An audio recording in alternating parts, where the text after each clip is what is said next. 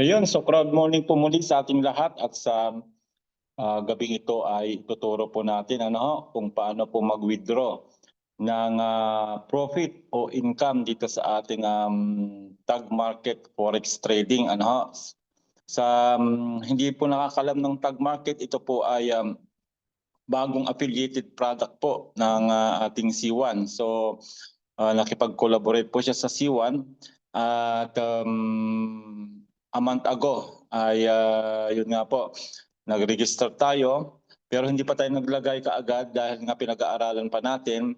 Kung kaya ay nag-deposit na po tayo nung Sunday at nung Monday ay nag-start na pong i-trade yung aking $261 na dineposit. Pero ang maganda sa kanya, doon sa $261 na dineposit ko USDT, ay pinarisan po yun ng ating Corbit. Yun po yung mga binurn natin o mga sinunog nating Corbit para mag times 2. Then nag times 2 na siya. Pagpasok po ng tag ay magta times 12 pa. Kaya napakaganda po nung ginawa ng ating C1 company na pumasok po yung tag at nagagamit po yung ating Corbit at dito po sa tag market, ang conversion po ng Corbit natin ay 50 cents.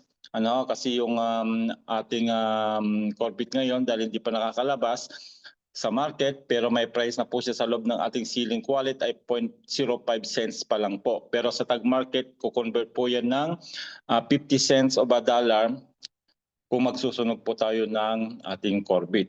So sa gabing ito ay itatry nating mag-withdraw. I-withdraw natin yung naging income natin pagmula nung Lunes hanggang ngayon, ngayong araw. So 5 working days po. 5 days po ang trading po ng ating tag market. Monday to Friday po yan, weekend wala po. At nakompleto po natin yung Monday to Friday at titignan po natin kung magkano yung kinita natin. Ayan, so allow me to share my screen at papasokin na po natin yung ating back office ng ating tag market.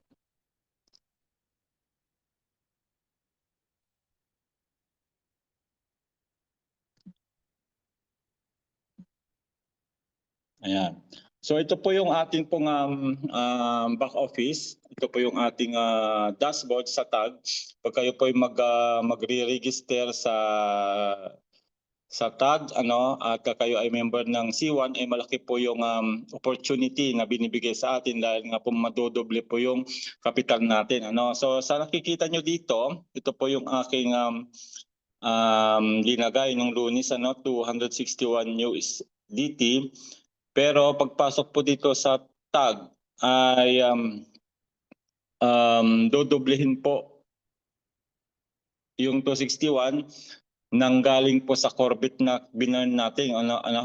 So around 5 na po yan. 500 mahigit, tapos ita times 12 pa siya. Kung kaya makikita nyo dito,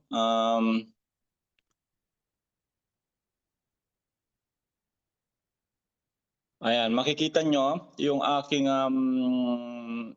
in-invest na 261 dahil nag times 2 at times 12. So ang tinitrade po ng ating Sonic AI, siya po yung nagtitrade, automatic trading po yan, wala po tayong gagawin dito, siya po magtitrade para sa atin, ay 6,264. Yan po yung ating capital na tinitrade po ng ating AI. So ngayon, titignan natin yung mga trade niya from Monday. Ayan, so papasok lang po tayo dito sa trade at makikita po natin dito yung mga trade niya. Ayan. So nung Monday po, ayan po, may date po yan nung October 20, nag-trade po siya ng around 11:47 AM at tayo po ay nanalo. Nag-profit po tayo ng 2.04 USDT. So nag-trade ulit siya ng Martes. Una, natalo siya kasi siyempre ito hindi naman po palaging win, hindi palaging green. Kumbaga may loss din, pero rini-recover niya. Kaya kung mapapansin nyo dito, nag-loss siya ng 1.01 dollar, pero bumawi po siya dito sa taas. Ayan, kita niyo po yung entry niya po dito sa nag-loss. Lang nga. Balik tayo kasi nag-log out na siya. Ayan, balikan lang natin kasi merong timer kasi ito, kailangan ay i-maintain natin.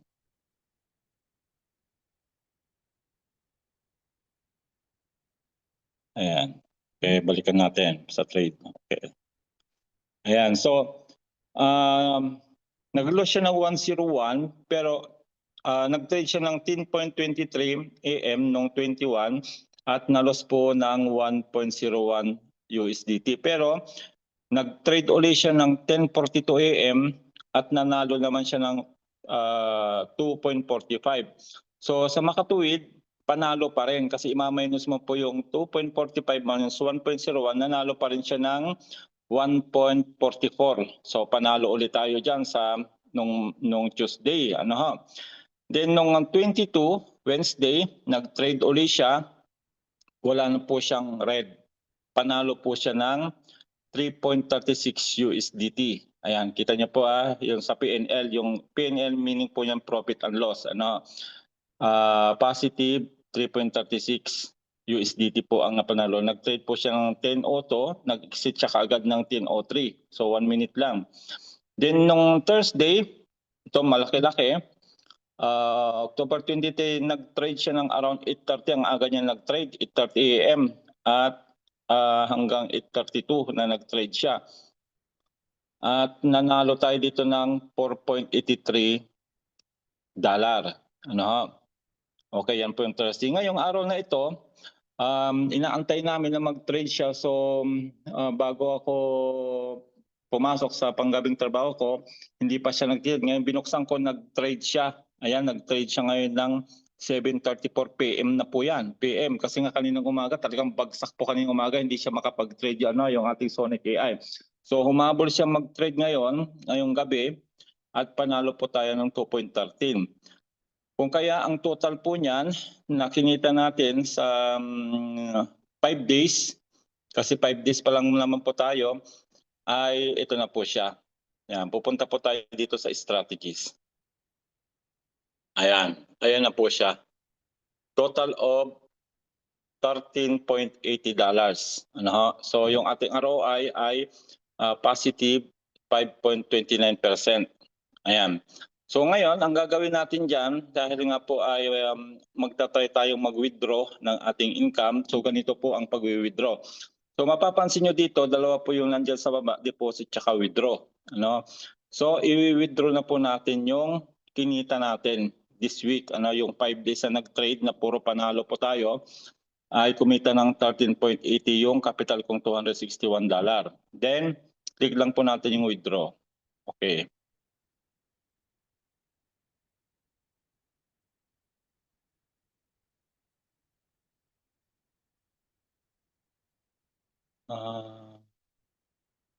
Bakit $9.35 lang available? Hindi pa pumasok, diba? Kasi nga, ang minimum withdrawal po kasi natin ay $10, ano ha? Pero lumalabas dito $9.35 lang siya. 13.80 naman po yung ano. Dahil nga doon sa 70%. Okay. Try na rin natin kung papasok po ito. Kasi nga po ay 70% lang po pala yung papasok sa atin.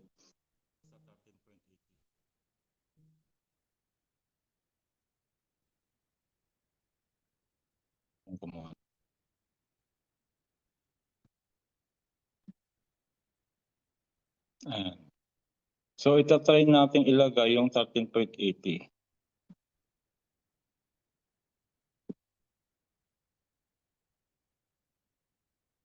Kung tatanggapin. 13.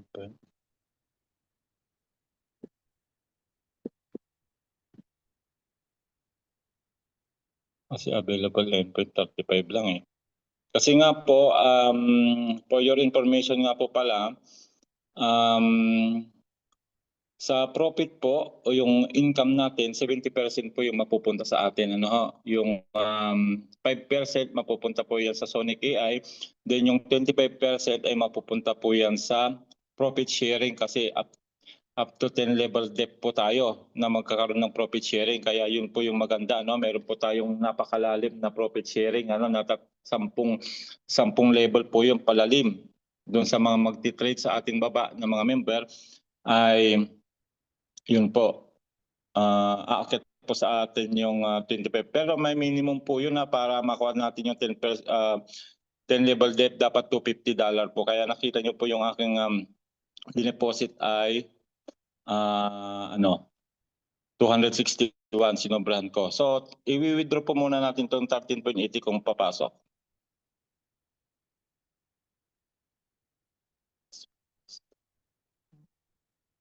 Ah, 935 lang. Okay. 935 lang kasi kakaltasin na kaagad yung yung 30%. Okay. So ilagay natin yung 9.35. 9.35. Okay. Kasi yun po yung available eh. Dahil nga po 70% nga lang po. Withdraw. Yun.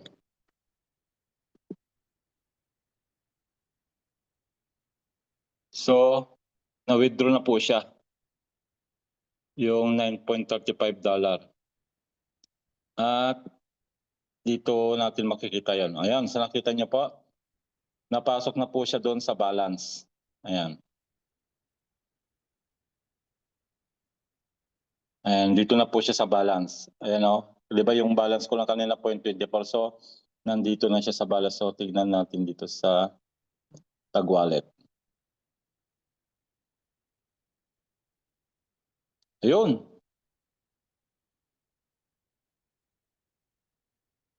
Ito na.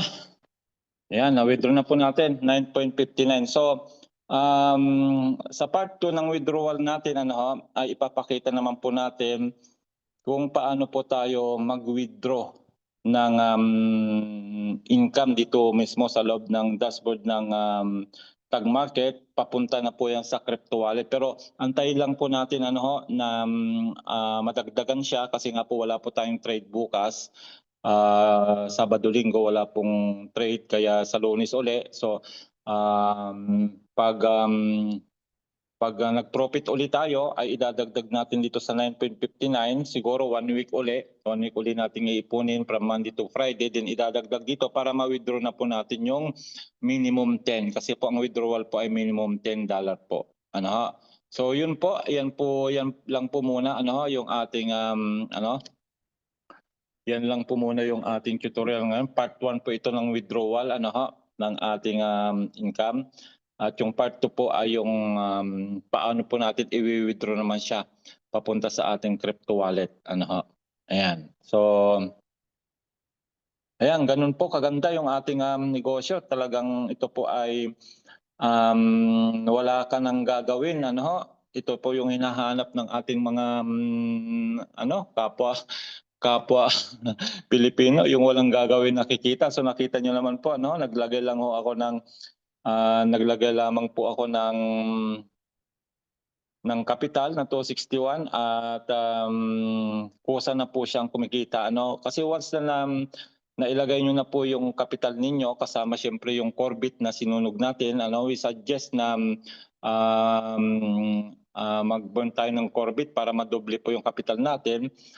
Ay ganun po ay magta times 2 then times 12 po yung ating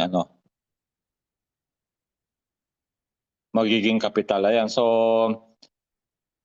medyo umakyat siya ngayon. Kanina kasi pababa lang siya pabagsak siya kaya hindi makapag-trade yung AA natin. Siguro nung nakita niya na medyo tumataas na kanina, diyan siya nag-trade. Nakita niyo po tumaas siya. At diyan siya nag-trade. Humabol siyang mag-trade. Kala nga namin hindi na siya mag-trade pero nag-trade pa rin po yung ating AI. Kung kaya, ayan, mapapansin ninyo.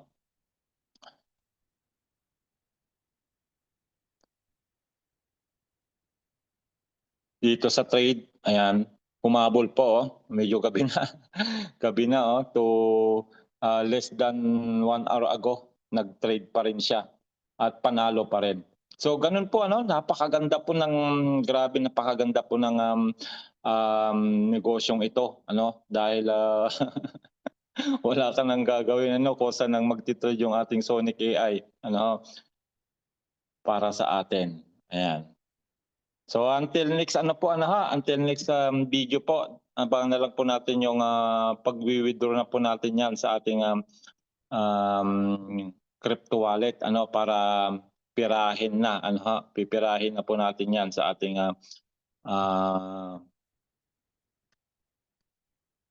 wallet ano. So gagamitin ko po diyan ay Wirex ano. So yung Wirex nakita ko po ay meron po siyang BNB chain kasi nga po ang ina-advise po namin gamitin po natin ang BSC o Binance Smart Chain para po wala ng gas fee ano, wala pong gas fee pag Binance Smart Chain po yung gagamitin natin. So yun po yung susunod nating ituturo ano ho, sa pag tayo po magwi-withdraw na ng kinita papunta sa crypto wallet.